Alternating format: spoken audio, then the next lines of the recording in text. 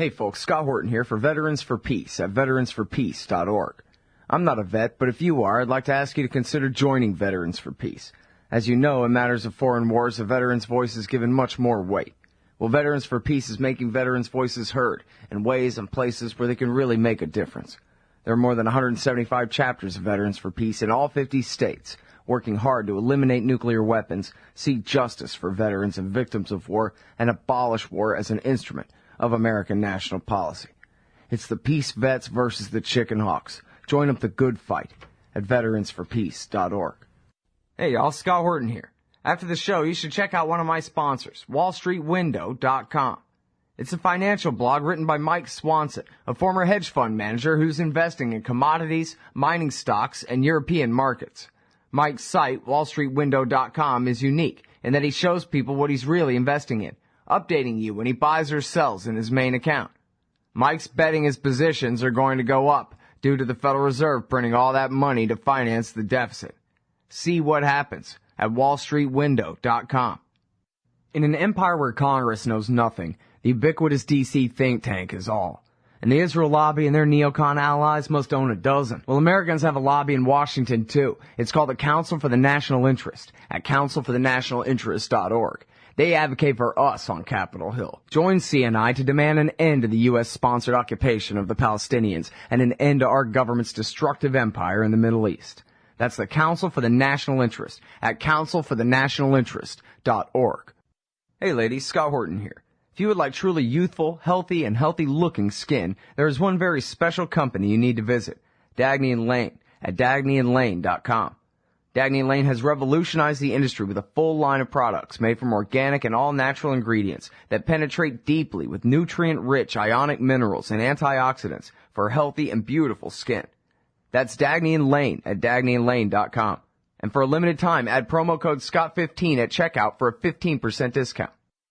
All right, y'all, welcome back. I'm Scott Horton. This is the Scott Horton Show. Our next guest is Mel Frykberg from Interpress Service and McClatchy Newspapers. She's been writing for both lately. Welcome back, Mel. How are you? I'm well, thanks. And yourself? I'm doing great. I really appreciate you joining us on the show today. Thanks for having me. Tell us, I can't choose. Here, I'll choose this. The big political news, of course, is the R's and D's here in America fighting over what happened on September 11th in Benghazi. And I was just wondering if you could remind me and my audience about McClatchy Newspapers reporting on this subject, because you guys had reporters in country at the time. I forget if you were there at the time or not, but I know y'all had people there and came to conclusions that may conflict with both political sides here in America, whatever. I was just hoping you could give us your best lowdown, brief description about what was really going on there. Well, McClatchy was the first news outlet to actually report that there had been no protest outside the American consulate in Benghazi before it was stormed. Other media outlets were reporting, and I believe the White House was initially reporting that there were, it was a protest that went awry and people started shooting at the consulate. But McClatchy, one of our journalists, actually interviewed a security guard in hospital who had been there, obviously, before the attack took place, and he actually said there was no protest whatsoever outside the consulate, and when the attack took place, it was very organized, and these guys suddenly descended outside, and they were heavily armed, and it certainly looked at that point when he was interviewing the security guard that it was very much a planned attack, and it had nothing to do with a demonstration gone awry. Mm-hmm. And now, I don't know, you guys haven't reported about whether or not these stories are true, that the CIA and or the military requested backup or requested to be backup and were denied. That's what I'm hearing from reports in the U.S. as well. I haven't been following it so strongly on the U.S. side. Our American security correspondent there follows it more closely than I do. I'm more concerned with what's actually happening this side. But from what I've gathered and what I've heard is that, requests for help were turned down. And I do remember reading a report very early on, just after the attack had taken place, that some military intelligence had intercepted telecommunications and had heard some people apparently linked to al-Qaida or some Islamist fundamentalists talking about the operation shortly after it had happened. But that didn't garner much support at the time because much of the media was just basically saying that it was a protest that had got out of hand. Mm-hmm. Okay, and now I'm sorry to waste your time on this, but just one more on this, one more question. The New York Times ran a piece sort of splitting the difference a couple of weeks back saying, well, you know, it was a pre-planned attack, not a protest that got out of hand, but it was still about the film. And that the local militia that did it, it wasn't al-Qaeda-ish guys so much as just locals who were anti-American locals, and they had heard from Egyptian media about the Innocence of Muslims film, and so that spurred them to go ahead and plan an attack and carry it out that day. Is there anything to that, do you know? Doesn't matter? I really, I'm not certain about that. I can't comment on that. Okay, fair enough. Okay, good. So let's talk about other things. Most importantly, the town of Bani Walid. Where is that exactly, and where do things stand there?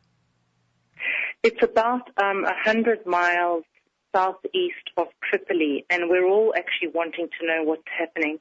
I've been speaking to people in Tripoli who have family there, and their family managed to flee.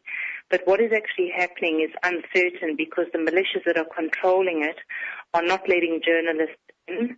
They're not letting NGOs in. And when I actually spoke to the Red Cross, although the Red Cross had managed to coordinate several trips into Bani Walid during the 3-week siege, they are still trying to, coordinate another trip, and it's actually pretty dangerous, and they have to get approval from both sides before they can go in. But the Red Cross has reported that I think 25 to 30,000 people had fled Bani Walid, and what is interesting to point out how the militias are actually controlling the Libyan government is that the Libyan Minister of Defense yesterday said that the Libyan army is unable to control the militias who are actually controlling Bani Walid. And when a convoy from the Defense Ministry with the Minister of Defense went into Bani Walid a couple of days ago, they were actually fired on by the militias, in particular the militias from Misrata, because as you'll recall, during the revolution, Misrata and Bani Walid have a lot of bad blood between them because many of the militiamen from Misrata were very anti-Gaddafi. And many of the people in Bani Walid are supposedly Gaddafi die-hard loyalists, although that's not completely true as well. There are people, one of the biggest militias in Bani Walid, the 1993 militia, is actually named after an attempted coup against Gaddafi in 1993. Now, Bani Walid is sort of the home base of the Wafala tribe, which is the largest tribe in Libya. It has over 1 million people, and many these people are spread all around Libya and living all around Libya. But basically, no journalists are still not allowed to go in. The Defense Ministry has admitted that the army can't control the militias in Bani Walid, and information that is coming out is that there's been quite a lot of revenge attacks, looting, destruction of property. Some of the Misrata militias commented to journalists who were trying to get in that they were going to teach the people of Bani Walid a lesson, and they were going to flatten the place. And just a reminder that the Misrata militias have a very bad reputation for abusing people in their various detention centres, which are all over Misrata. Because during the actual revolution, Misrata was under siege, and many of the people that had laid siege to Misrata were people from Bani Walid. But it's a fight that goes back to the 1920s when the Italians were occupying the place. But basically, we're trying to find out what's going on. There's different reports coming from both sides, with the government saying only about 25 people dead, and people in Bani Walid saying 600 people have died. So we're not sure what the true figures are. There's been an assassination of a guy in Benghazi who was organizing protests against the siege of Bani Walid. He was shot dead by a masked gunman. So that's definitely some abuses have taken place there, but what exactly is happening, we all have to wait and see. Wow. You know, it almost feels like Iraq 2003. I'd better learn the names of some of these clerics and whose side they're on because, you know, they're going, you know, who's this Muqtada al-Sadr guy? He might be important to the future of Iraq, that kind of thing. How many different major militias are there still in Libya? Is there anything like a monopoly government there? Well, actually, a new government has just been approved in the last hour. You'll remember that a month ago, the Congress tried to form a new government, and the former Prime Minister-elect, Mustafa Abu Shagha, was dismissed, and so was his attempt at forming a government. And now the new Prime Minister, Ali Zaidan, has formed a new cabinet of 32 ministers. 27 of them are ministers, 3 deputy prime ministers, and 2 ministers of state, as opposed to the previous attempt at a cabinet, which was about 10 ministers. But while the Congress was discussing the formation of a new cabinet yesterday, members of the militia stormed into the Congress and disrupted proceedings because they weren't happy about the formation of the new cabinet.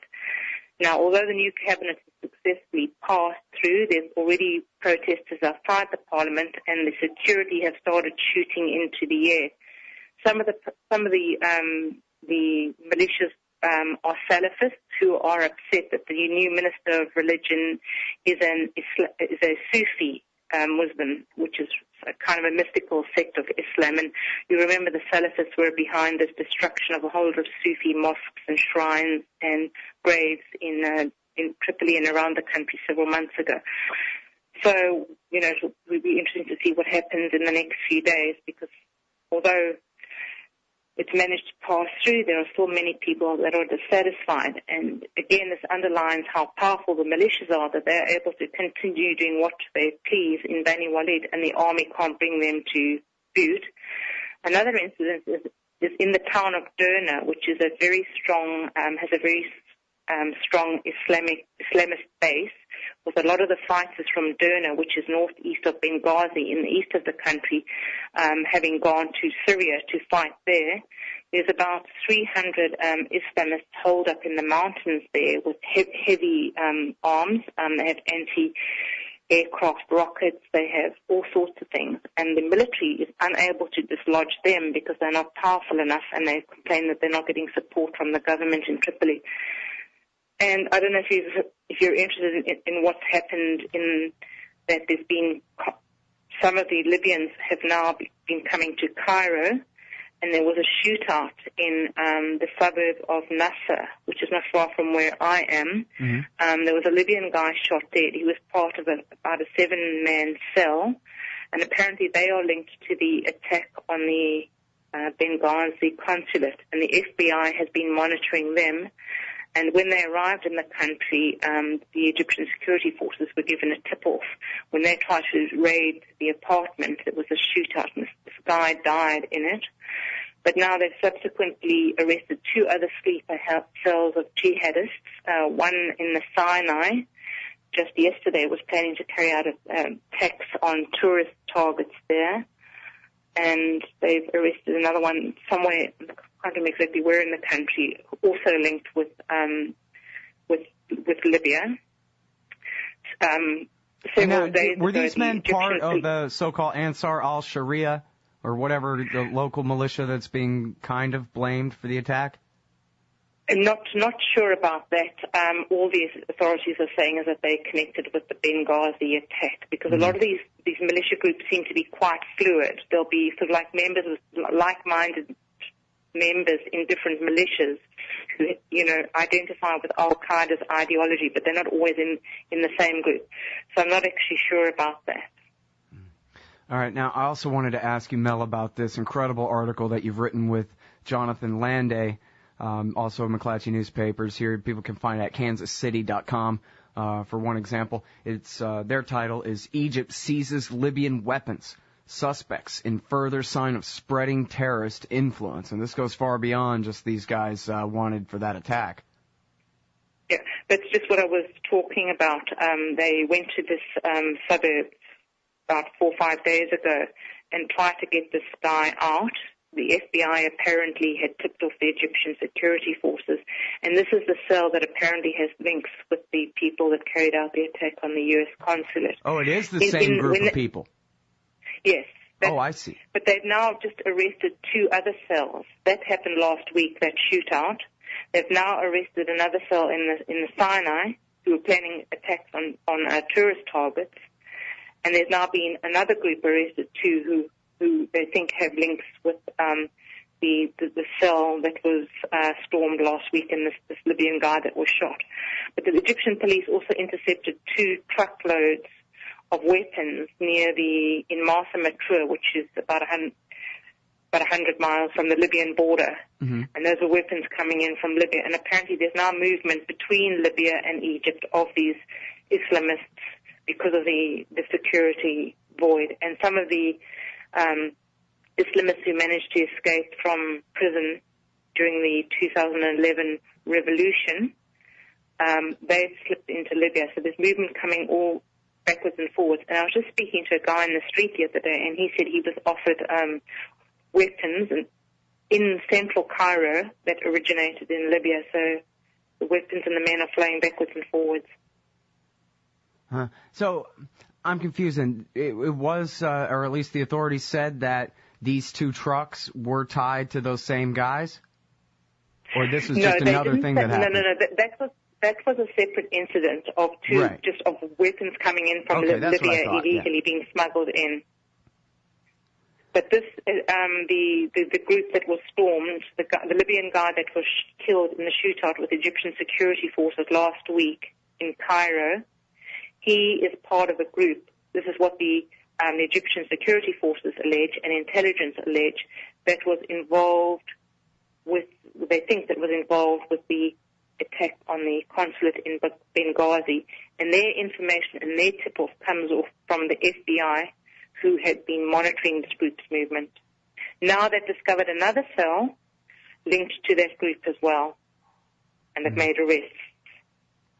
I read one report, and I'm sorry, I forget where it was now, but it was about how perhaps Ambassador Stevens was working hard on trying to track down all of those missing weapons from Gaddafi's weapons stores, and I don't remember anymore the first digit, but I remember that there were at least 4 zeros, that is tens of thousands of these shoulder-fired missiles are apparently missing. Now, I don't know if that just means RPGs or if that means real surface-to-air missiles or what, but, I mean, geez, even just an RPG could be really dangerous near an airport, right? And these things are just on the loose. Well, apparently it's a whole selection of different kinds of weapons, from rockets to automatic weapons, and they have all gone missing. And some of the reports coming from Bani Walid have said that there was possibly some sort of chemical gas fired at the people in Bani Walid as well. There have been rumors that maybe the Misrata militias got hold of some of Gaddafi's stockpile of chemical weapons. So he had chemical weapons, he had a whole gamut of things. And now a lot of these Islamist militias have gone underground because, as you recall, after the attack on the consulates, Libyans stormed, took part in another protest against these extremists. And as a result of that, the government said it was going to try and disband militias. And so many of them just have gone underground with their weapons, and one doesn't know where they are.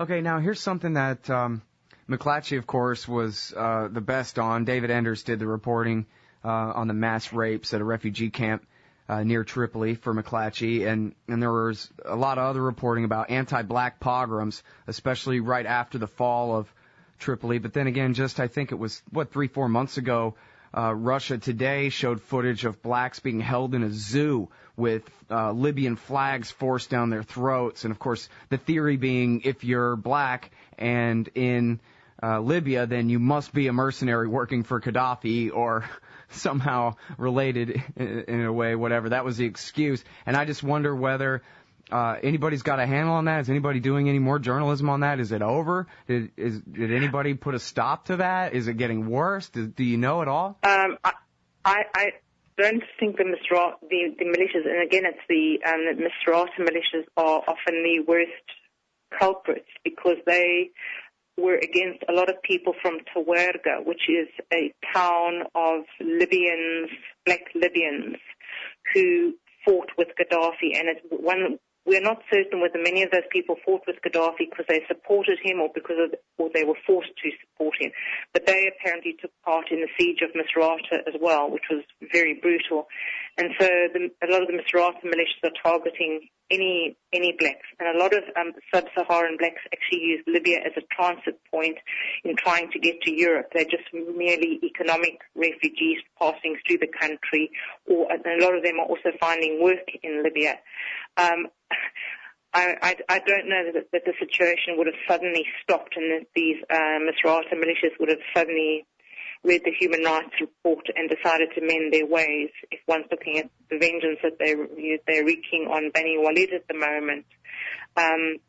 There's still been reports filtering through from Human Rights Watch, and there's the odd newspaper report of blacks being targeted as well. But I certainly have no information that all of that has suddenly stopped, especially with the security situation being so unstable at the moment.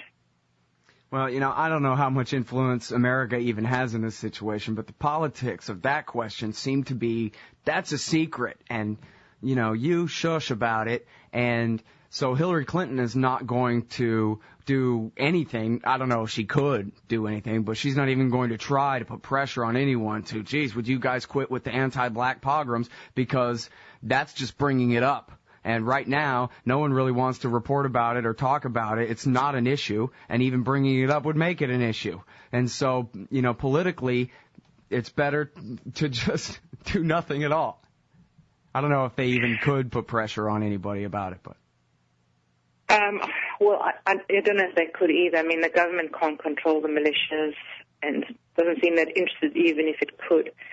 And I think just like there's been a lot of silence from the Western media on Bani Walid, not only because one of the aspects was the journalists were refused entry and they're not being allowed in still, but that's basically those people are sympathetic to Gaddafi. Then nobody in the West has much sympathy for them. Mm-hmm. And the Libya situation is a deal already done. NATO has got rid of Gaddafi. It has, the West has access to the oil supplies again. I think the rest is kind of secondary, even if they wanted to do something about it, which I'm not sure that they do. Right, yeah. I mean, they got a whole narrative here about how quick and easy and simple it was. Like Bill Clinton's war in Kosovo. You just do it from the air, outsource it to locals and this kind of thing. And isn't it easy? And, yeah, it was undeclared and even in violation of the will of Congress, against the will of the Congress. But, hey, look how quick and easy and clean it was and what a great victory, and Gaddafi's gone, and they don't want to talk about it any more than that. The Republicans don't either. Because it would only lead them into, their only answer could be, well, we'll have to, put the 3rd Infantry Division on the ground there to shape everything up, and they know people don't want to hear that, so they just stay silent about it too. And so it's not a political issue, it's not a news issue, it's not anything. Well, I think also because the situation is kind of repeating itself and playing out again in Syria, and I think that, they'd have to admit that what they've done in Libya was it's not a good idea vis-a-vis foreign policy. Right.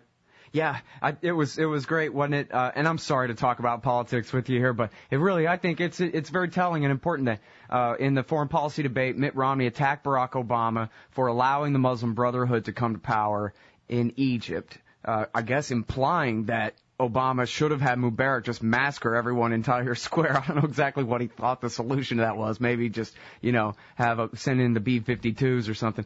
But then in the very same sentence, in the very same argument, he was saying that he's not doing enough to put the Muslim Brotherhood in power in Syria right now. And that he's spreading the influence of jihadists from Libya down into, or from wherever they're from, down into Mali, which was, of course, a direct consequence of the war in Libya that he supported, at least half the time. But the thing is, from what I recall, this whole thing of, bringing a lot of these Islamists into power, al-Qaida in Afghanistan and that, and in Iraq, wasn't that the Republicans under Bush who supported the invasion of Iraq, supported the Mujahideen in Afghanistan and brought them to power. So the Republicans did it before, and they saw what happened there and how it's destabilized the region there. So maybe Mitt Romney's not remembering what happened under his own party some years ago. Yeah, well, and it was the veterans of the other side in the Iraq War, the Libyan veterans of the Sunni-based insurgency against the American/Iranian project to install the Dawa party in there. Those are the guys we just fought for in Libya, the very same men. Iran apparently has just approached the Libyan government, and Iran now wants to get involved in the reconstruction of Libya and establish closer ties with Libya. You know what it means when a country wants to get involved in the reconstruction and get closer to a country that's just come out of a war, and there's lots of ideological fighting going on in place. So it's just happened recently. Yep. Well, and of course the suicide bomber types in Syria are talking more and more about how there's no such thing as Syria or Iraq, and what they want is to reestablish, what they call the caliphate in whatever parts of Syria that they can win, if not the whole state, and the Sunni parts of Iraq. Yeah. So there's some effects of the Iraq war that are going to keep flowing onward. In fact, Jason Ditz at antiwar.com is reporting that Shiite militias from Iraq are going to Syria to fight on the side of Assad, while the Sunni militias in Iraq are going to fight on the side of Obama and al-Qaida. Lots of fun for them. All right, I'm sorry. I've kept you over time. Thank you so much for your time, Mel. All right, nice talking to you. Good reporting there. It's Mel Frykberg, everybody, from Interpress Service. That's IPSnews.net, and also McClatchy Newspapers. That's McClatchyDC.com. Ben Franklin said those who are willing to sacrifice essential liberty for a little temporary safety deserve neither. Hi, Scott Horton here for the Bill of Rights Security Edition from SecurityEdition.com. It's a plain card-sized steel Bill of Rights designed to set off the metal detectors anywhere the police state goes, so you can remind those around you the freedoms we've lost. And for a limited time, get free shipping when you purchase a frequent flyer pack of 5 Bill of Rights Security Edition cards. Play a leading role in the security theater with a Bill of Rights Security Edition from SecurityEdition.com. The Scott Horton Show is brought to you by the Future Freedom Foundation at FFF.org.